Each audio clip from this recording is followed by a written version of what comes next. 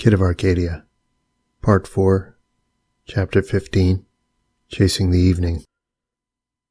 The three of us ate breakfast in silence and passed quick glances back and forth the rest of the day. Our faces showed every shade of dread and excitement as the hours counted down, so taken aback by the spur-of-the-moment choice to flee and unsure of what we were really getting into. I trusted Josh's face that day because I trusted my caseworkers less. My body raced at just the thought of what an adventure it would be. There was nothing left to lose. I ran through every maneuver of the plan to no end in my head as I watched the sky grow dim, at times about to call the whole thing off and other times about to burst from the back door without a second thought. If I stayed, there were only more professionals they could call and more questions they could ask, and that just wasn't something I enjoyed anymore. On the other hand, juvie seemed like a sure bet if I fled, but at least no one asks you questions there. Heck, they don't even pretend to care about you there. All I knew was I was grateful to be alive for the first time in months, if just to see that night through. Perhaps I'd find my reason for running out there in the dark, some light at the end of this dream. When evening finally came, Josh and I had been sitting around in the bedroom for an hour waiting and exchanging worried looks. I was lying back in my chair, my head bent toward the ceiling, and he was hunched over in his bunk, shaking his and staring at the floor. The open window let the cool night air flood in. When the lights in the hall turned out with the backyard storm bulbs, we finally sprang to action. We packed our backpacks and any clothes that could fit and whatever else we wanted to save. With mine, I stuffed my dream journal notebook and the few old photos I had, zipped it up, and that was that. Anything not taken I'd never see again. Gus slipped in 5 minutes later with his pack, and none of us uttered a word once Josh doused the lights. We sat together in the dark as our eyes adjusted, just waiting out any of that woman's possible lurking. Light shot out from under the door, and we all held our breath as a shadow brushed up and back in the hall, only to disappear into the darkness again. There was no way to sneak out through the downstairs with her there, and we only had so much time to catch up with Josh's ride, so we couldn't just wait her out. We had to find a different way, a crazy last-minute plan B. A few minutes passed, and then Josh rose from his seat, tiptoed toward the window, and scratched the flimsy screen open on it. Now the outside was clear as day to my eyes in the moonlight, and our sure escape route lay ahead. We each threw on our packs. I climbed on top of my desk and hugged the slope of the ceiling to bend my knee out the window first, shifting some weight so I could swing my other leg through. My fingers grasped around the window frame for dear life as I pulled my upper body out. The low angle of the roof overhang out there allowed me to step the moist shingles and scoot out of the way once out beyond the window. One slip could have thrown me toppling over the edge 15 feet to the ground. I lay back on the 4 squares rear roof bungalow overhang and breathed a sigh of relief as the night clouds brushed by like ships across the stars overhead and the moon's glow lit their edges. The tree leaves rustled in the wind. Soon all three of us were sitting on the overhang, actually on the roof now. The first step in the journey was over, and we rested. It wasn't going to be a long drop to the ground, just a thud sound of hitting the grass that might give us away. For that we were going to space our jumps so the woman on the first floor wouldn't think anything of it if she was listening. We stayed hushed the whole time, or at least we tried to. I scuttled toward the edge of the roof and peered over the good 15 feet to the ground. That was going to be the hardest part of the entire trip, but there was no turning back. I took a few deep breaths and tried to plot my landing smooth, slowly forced to a crooked kneel and edged closer to the gutter. A phantom pain crept up my knees and heels, and I wondered if a jump like that would break my legs. I closed my eyes and jumped anyways, my arms outstretched and legs together in faith. My feet fell flat with a tremendous force, and I was thrown forward in the grass when I hit. All my joints stung for a minute, but I lay down in the grass and breathed another sigh of relief. I was grounded now, and nothing could stop me. Josh made the second jump, pounding down next to me on all fours. And then we waited for Gus. He seemed to be having second thoughts about the jump, and I couldn't blame him. He was such a scrawny kid. He crouched down and perched on the side of the roof, shaking his head, just a black silhouette against the stars as much as I could see. Josh frantically signaled him to just get it over with, or we were leaving him there. So he eventually drew a pair and hurled himself off to land without a problem. And so there we sat in the shadows at the side of the house, all straining to hear through the wind if anyone was sneaking up. There was no one around. 3 minutes into the silence, we stood and snuck deeper into the backyard along the fence where we could be in its long shadowed cover. Nothing outside looked quite right when draped in that moonlight, no matter how many times I'd seen it during the day, Every bush became a large animal shaking out its fur, and every kickball left on the grass became some otherworldly object stuck down by an alien presence looming somewhere. Tree branches bobbed around in the wind and whooshed like ocean waves, turning into the necks and shoulders of a cyclops nodding around behind the fence as we passed its clutches. We hopped the back chain-link fence and stomped deeper into swamp muck beyond the yard, and once on the other side, frantically dodged through the thickets in the forest, trying not to lose sight of each other. Crickets and cicadas droned like a cop's whistle and faded whenever we drew near. We couldn't waste any more time. There was no telling what would happen if our ride wasn't waiting on the other side. I could have easily gotten lost in the shadows, but Josh knew where he was taking us. He led us down an overgrown trail through the understory, over fallen logs and muddy embankments where tiny gullies sat stagnant in the duckweed, and then our faith paid off. The path ended at a trailer park clearing, and I instantly recognized it as one of the streets Josh and I had escaped to the day we hookied. Lit mobile home windows glowed with the buggy streetlights all the way up the hill in the distance, and flickered blue and white across their shut shades as the zappers clicked and burned in their dark backyards. Josh slowed his pace across the field and then dodged around in a circle at the side of a sandbox and swing set, biting his nails and looking for any sign of our ticket out of there. The wind picked up and died down through the trees all around us as the swings rocked back and forth. Gus and I caught our breath. "He's meeting us here?" I asked. "Yeah. Where is he? I told him what street it was on the phone," he said, fixing his eyes on every parked car around the circle in a panic. He trotted out about 10 feet and then signaled to us that he saw it. A beat-up black Chevy Nova flashed its headlights when we crawled out from the darkness of the field, and I gulped. This man we were meeting had never seen me before, and maybe didn't even know I was coming for all I knew. My inner voices were screaming that all this had been a bad idea, and though it had been such a relief to know everything had gone according to plan, now it just felt all too real for the first time. The indoor lights shot on when Josh opened the door, and all three of us quickly piled into the back seat. I closed the door behind me and laid my pack on my lap. The back seat felt soft like suede, and the car was clean and upholstered but reeked of cigarettes. Torn-up maps lay sprawled beneath the seats along with scattered papers and notes. The driver turned around and studied the three of us. He was a man about his 30s with a bony, clean-shaven face, dark eyes, and buzzed hair, like a punk. He wore a simple white t-shirt under a brown leather jacket. "3 of you?" he asked. "Yeah, just us," Josh said. "You said you only had one more, Josh," the man said, shaking his head. "Can't do that to me. We gotta plan these things." He slapped the steering wheel and sighed. "Is it cool? I mean, more money, right?" Josh asked. I had no idea what that meant then. "Let's just get moving," the man said, bending forward toward the ignition. He turned the key, and in no time we were rolling on the patchy pavement of the trailer park roads before turning onto the main. The lights on the inside blinked off and submerged us in the dark again as the shadows and the moonlight twisted all over the ceiling. "Did anyone see you?" the man asked. "No," Josh replied. "Good, that gets us time," the man said. Then we were clipping off down the road, the distance between us and that miserable house growing greater by the minute, and I began to feel more at ease the farther out we got. We rode some long residential back road where the streetlights reflected streaks on the windows and made the points of their light almost seem to reach down and swipe at us as we flew under one after another. Gus squirmed around in the seat next to me. The only one who seemed comfortable was Josh. "You guys took forever. I almost left," the man said. Josh laughed. "She took forever turning the fucking lights off, and then Gus here almost chickened out." "So are you guys coming with us?" the man asked. "It's a 2-hour drive to my place. What's the plan here?" "Tell him, Jared, what's the plan?" Josh said, swinging his head in my direction. We're going with you," I said. I was trying to get into the spirit of the moment by that point. After all, there was no more need to be so serious. This was a cause for celebration. All three of us had made it to the outside, and for all we knew, that poor woman wouldn't find out we were missing until we failed to show up for breakfast that morning. I knew she didn't deserve what we did to her that night, but what did I care? Now we're even, I thought. "What about you in the middle, Blondie? Are you part of we?" the man asked. "I guess, but," Gus mumbled, getting cut off.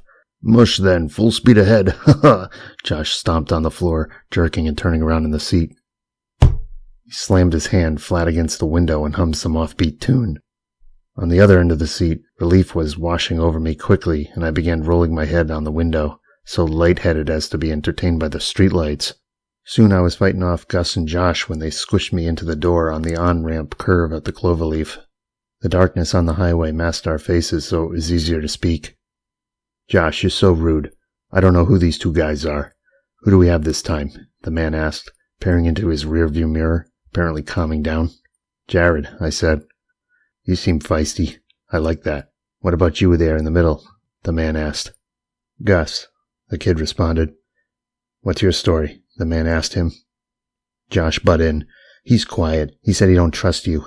"No, I didn't," Gus retorted. The man lay back in his seat. "Listen, I don't care if you don't trust me. I got my neck on the line for all three of you right now. They find out about this and I go to jail and you guys go to the hall. That's the way it goes. I got about as much reason to trust you as you do me, and that's the way it's going to be, understand?"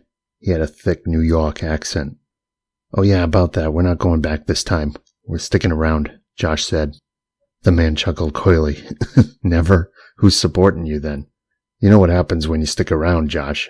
About how I gotta find ways to support you. Are you sure you're up for that? Are these guys up for that?" "We all agreed, didn't we?" Josh said, and I nodded. But Gus began to protest. "We all agree to it," Josh interjected. "We'll see about that.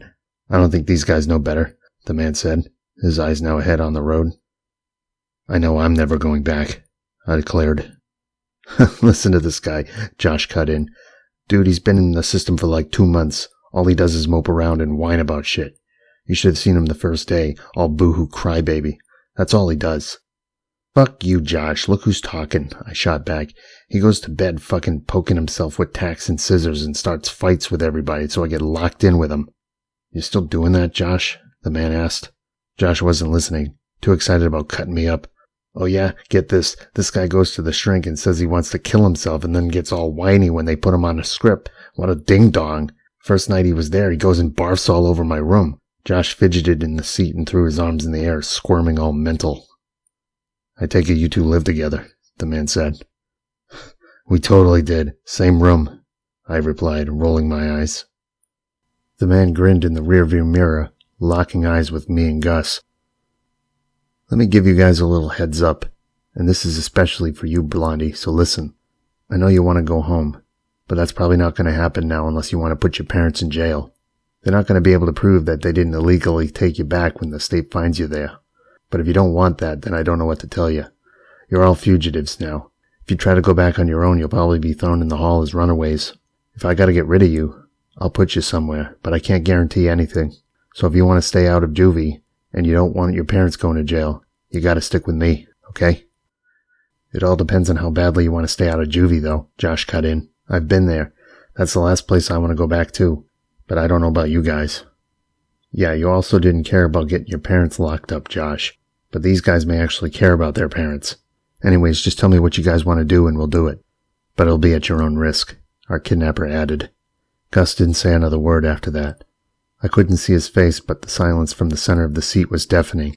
I didn't say anything either, because all I could think about was Mom and Dad, and the trouble that surely awaited them if I ever darkened their door again. I could never go back there now. "Let's get some music on," Josh demanded, only because he was nodding off, and in no time we were rocking out in the back seat. The first song was Darkness on the Edge of Town, and the next hour flew by. I'll never forget it. We rode farther somewhere out into the black of night in upstate New York, and all at once I felt less connected with everyone I'd ever spent my life with and closer with these three guys I barely knew, and I could tell that the same was happening to them. Gus drooped over, his head landed on my shoulder, passed out and breathing low, and it immediately felt as familiar as Eliot. He was a little younger than me and Josh, probably about a year, so I couldn't blame him for being tired. But then I began nodding off, first only blinks and ducks, and soon enough my heavy eyes closed, lulled to sleep by the radio clamor and the droning of the car speeding off in whatever direction we were headed. In no time I could feel Eliot's soft hair in the blankets back home in bed, even as all those red taillights shot like rockets out ahead of us into space and burned out over the steep hills only to reappear at the peaks. The highway was on fire out there as stars whipped by, all glowing like the taillights. The first thing I saw the next morning when my eyes opened in their gooey stick was the early dawn, and the brown leather upholstery on the car door where my head was resting. I'd been lying in that position all night, and had spilled a long trail of drool now crusted to the door. Everything outside was covered in a dim fog. I remembered all that first morning as I lifted my head, and how what felt like an arrow pierced the corner of my neck until I realized I could barely move. Gus was sprawled on the back seat beside me and resting his head on my hip, but otherwise the car was empty. We were parked in a driveway near some rundown flat with a thickly wooded marshland behind it, certainly someplace upstate. The wilderness out there called me to leave the car, so I moved to the open door, but all my stiff neck muscles twinged. Tall pines loomed in the distance beyond the window, their tops reflecting off the sinkhole pond puddles out in the marshy field to the right, where a one-lane road cut along beneath them into the forests and groves farther out. Everything was so surreal out there, so natural and peaceful that it hit me that I ought to find out where the hell I was and why I was still in the backseat of the car. Where were Josh and the man who had busted us out? And wherever they were, why hadn't they woken us up? Good, this is a perfect place for hiding out, I thought. I wonder where he'll dump our bodies. It was a joke. I had no idea what time it was or how long I'd even been sleeping there with Gus, but it made no difference anymore.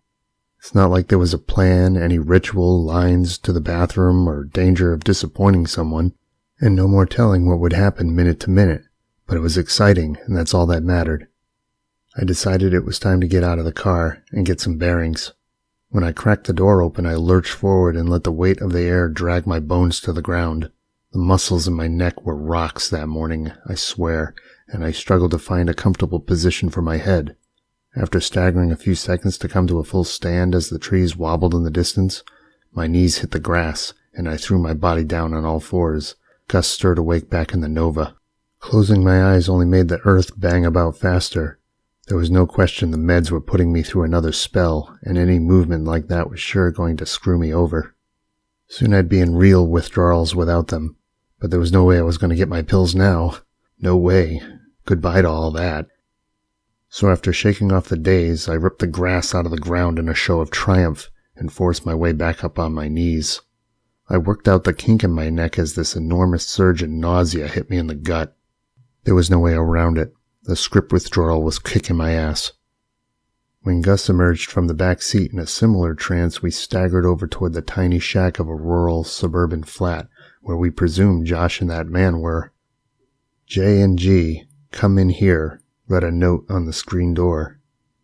Through it we entered a dark, narrow foyer and strolled around a corner to the kitchen, where the early morning light streamed in through the window over a pile of dirty dishes in the sink and a round particle table against the far wall.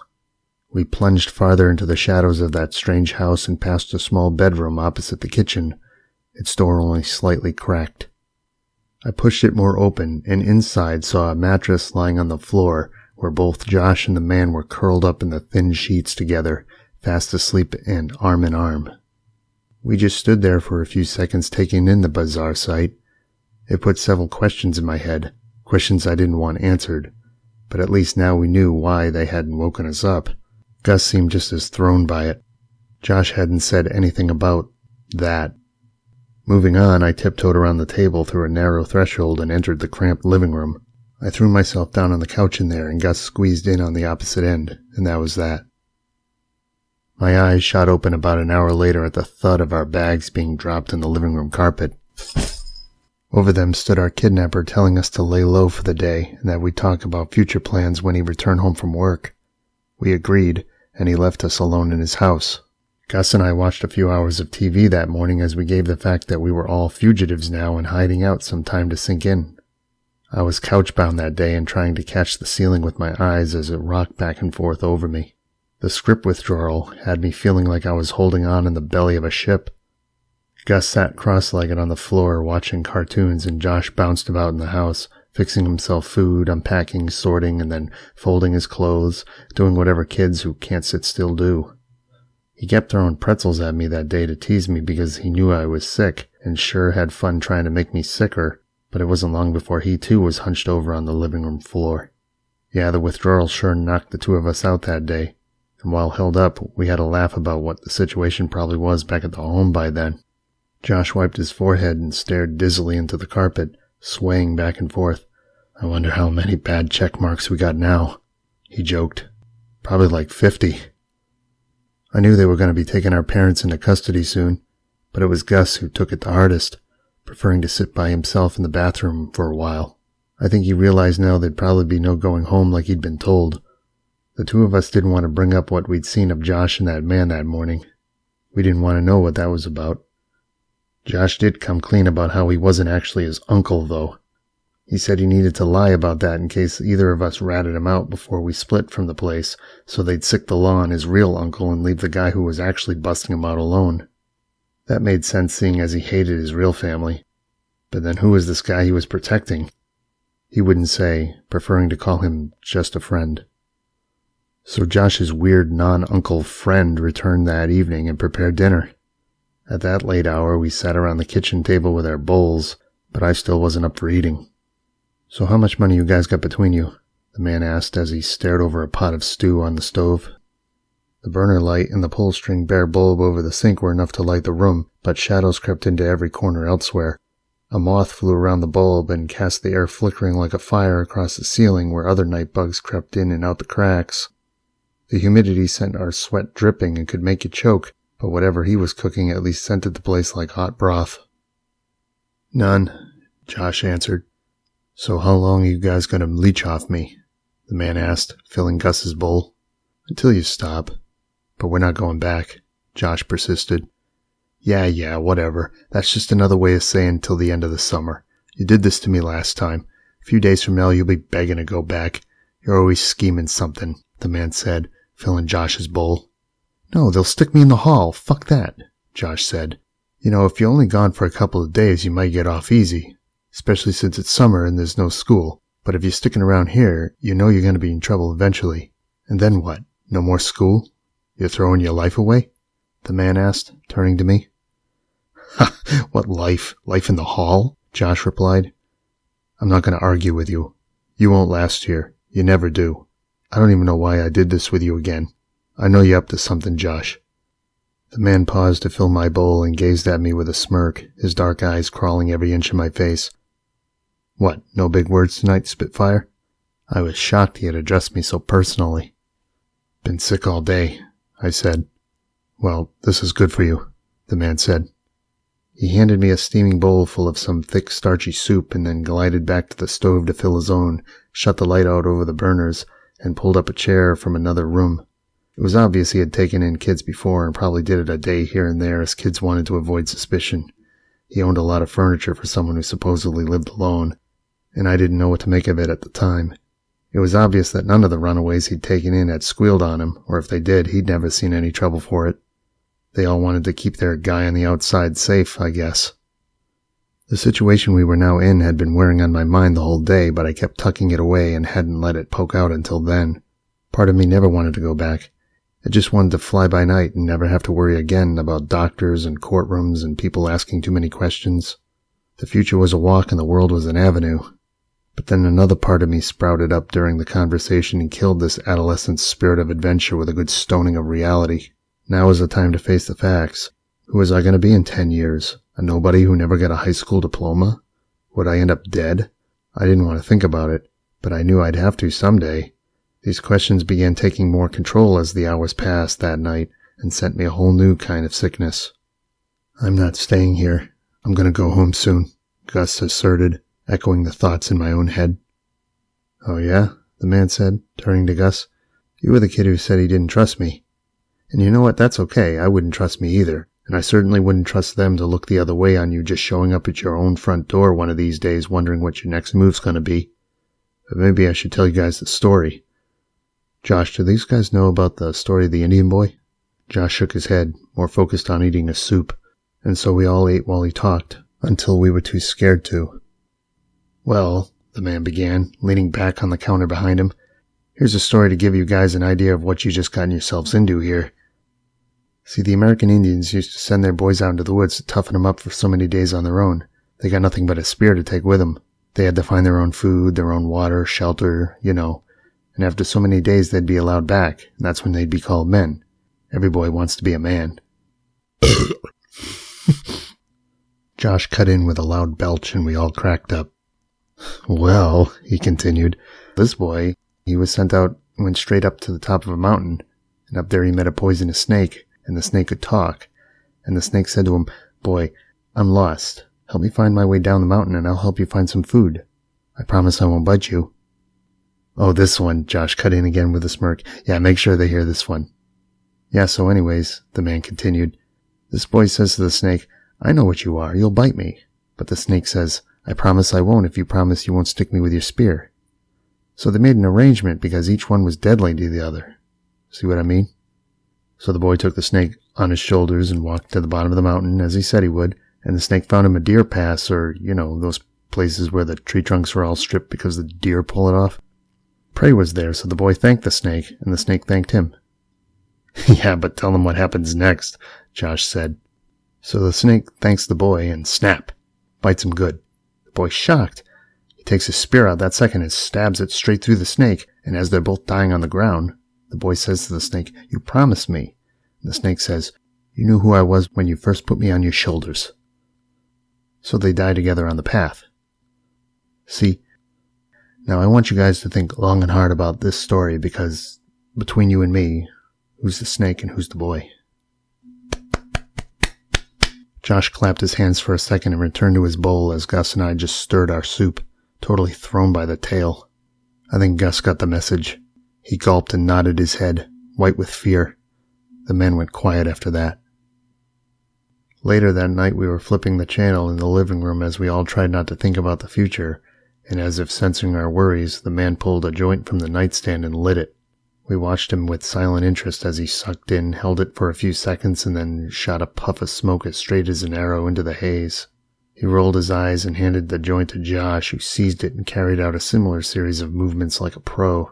When Josh handed it to me, I was lying back in the living room carpet under the glow of the television, now flashing some muted game show in the background. I held it for a moment like a pencil, instantly transported to that time with Broder in the woods just a year earlier. "Curl your lips," Josh said. I just nodded and stuck it to mine, now holding it like I'd seen Dad finger his cigarettes in the days before they broke my family up, and then sucked in a good long stream.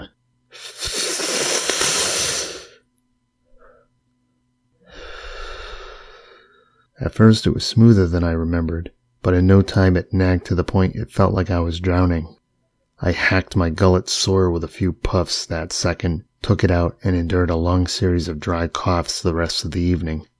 I handed it to Gus from my place on the floor, and he clasped it in his fingers like a cigar, studying it closely for a few seconds confused.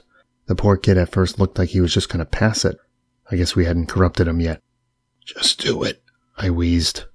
He reluctantly drew his own puff and quickly sent it back around to the man now slumped over at the side of the couch.